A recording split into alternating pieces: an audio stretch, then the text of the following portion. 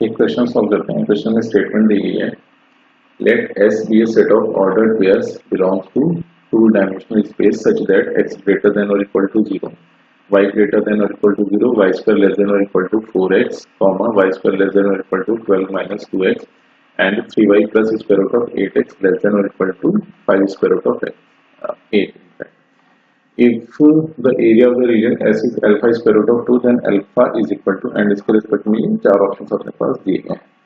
तो एक काम करते हैं, ये जितनी भी इनइक्वालिटीज दी गई हैं इन सभी के रिस्पेक्ट में एक ग्राफ ड्रॉ कर लेते हैं और उनमें कॉमन रीजन पता कर लेते हैं कि कॉमन रीजन अपने पास क्या आ रहा होगा। तो अब नेक्स्ट अपने पास गिवन था वाई स्क्वायर लेस देन और इक्वल टू 12 माइनस का 2x, और लास्ट अपने पास गिवन था square root of 8x plus 3y और लेस देन और equal to 5 square root of 8। तो एक रफ स्केच ड्रॉ कर लेते हैं इसका। सबसे पहले अगर देखा जाए या x x डैश, फिर नेक्स्ट y y डैश, और x ग्रेटर देन और इक्वल टू 0, यानी कि ये अपने पास आ गया है मतलब इस तरफ का सारा रीजन, फिर y ग्रेटर देन और इक्वल टू 0, यानी कि इसके ऊपर का सारा रीजन। तो अब अगर देखा जाए तो अल्टीमेटली यहाँ से यहाँ तक मतलब फर्स्ट क्वाड्रेंट भी अपने पास आ गया, positive direction of x axis, positive direction of y axis मिल गया। फिर अगर इसे देखा जाए तो ये अपने पास रिप्रेजेंट कर रहा था पैराबोला के ऊपर सारे के सारे पॉइंट्स या फिर पैराबोला के अंदर सारे के सारे पॉइंट्स। तो अपने पास ये वाला पूरा का पूरा रीजन आ गया। फिर नेक्स्ट इसको भी अगर देखा जाए तो अपने पास पैराबोला गिवन है और यहाँ पर x का कोएफिशिएंट नेगेटिव है, तो यानी कि ये अपने पास बन गया है पैराबोला ओपनिंग लेफ्ट वर्ड।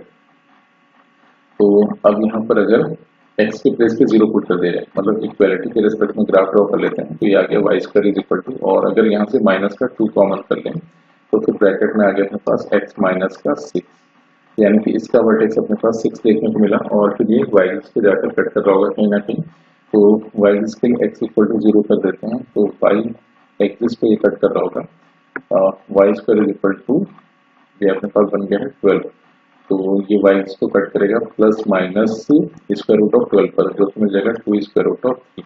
तो 2 स्क्वायर रूट ऑफ 3 को अगर सिंप्लीफाई किया जाए डेसिमल फॉर्मेट में तो 2 और मल्टीप्लिकेशन में 1.73 के आसपास ही आया, तो अपने पास मिलेगा प्लस माइनस 3.4 के आसपास ऐसा कुछ।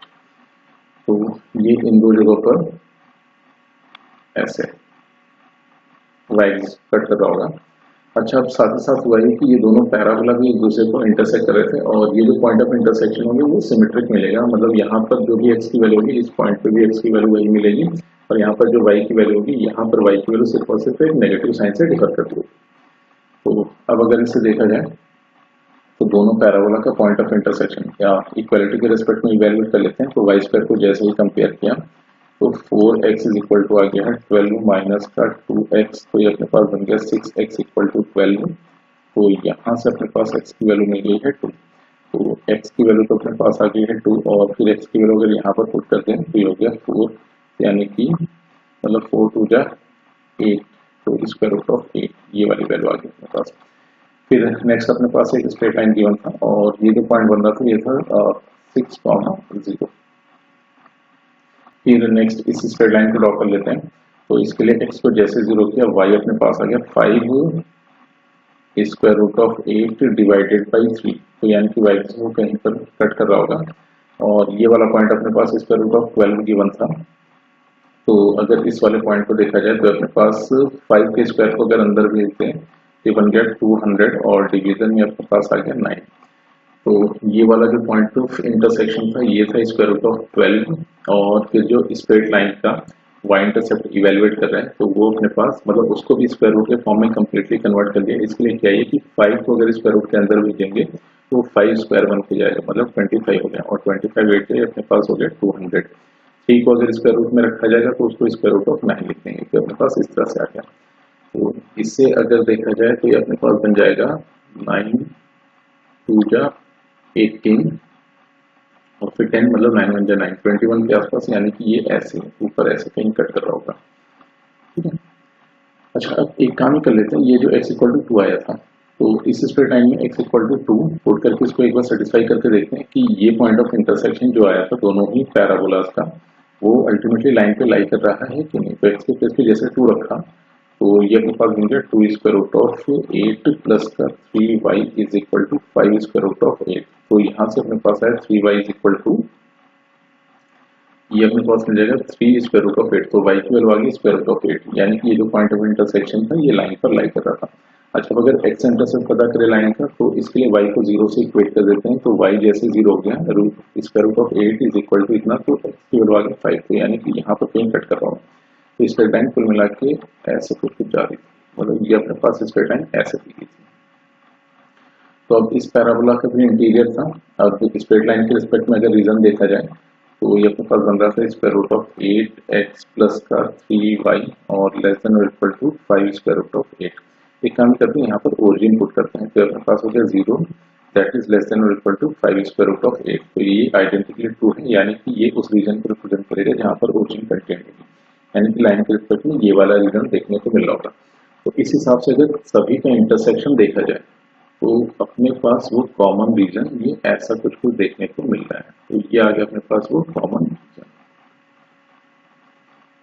तो अब अल्टीमेटली इसको मैनिपुलेट करना कॉम्पेटिबली काफी इजी हो गया। सबसे पहले तो जो इंटीग्रेशन है उसको यहाँ पर ब्रेक कर देंगे, मतलब x इक्वल टू 2 पर, और यहाँ से अगर देखा जाए तो अपने पास एक ये रीजन बन गया जो कि ये वाला जो पैराबोला गिवन था इससे बाउंडेड है, x एक्सिस से बाउंडेड है, एंड x इक्वल टू 2 से बाउंडेड है।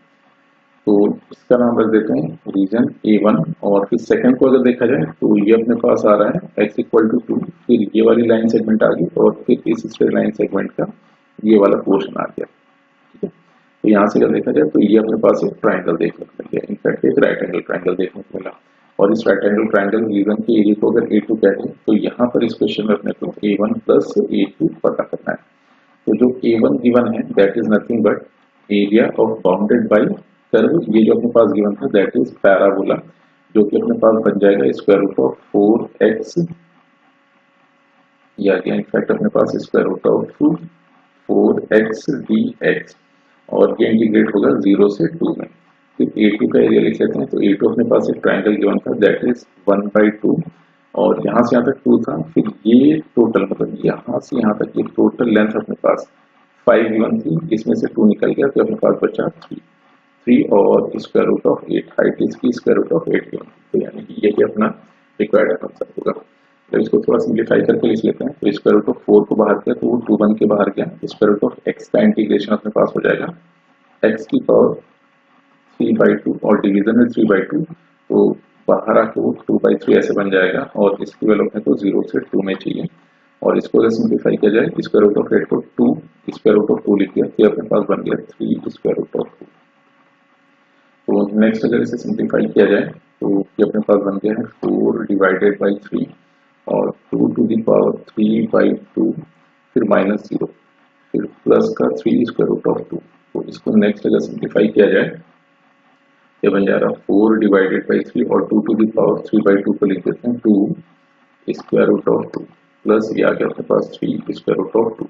तो अपने पास बन गया 8/3 स्क्वायर रूट ऑफ 2 और प्लस का 3 स्क्वायर रूट ऑफ 2। तो इसको सिंप्लीफाई करें तो स्क्वायर रूट ऑफ 2 तो कॉमन हो गया, और फिर बन गया 17/3। तो 17/3 स्क्वायर रूट ऑफ 2, और ये अपने पास alpha square root of 2 given था, तो यहाँ से अल्फा की फिर वैल्यू आ जा रही है 17/3। तो इस हिसाब से देखा जाए इस क्वेश्चन में option B is the correct.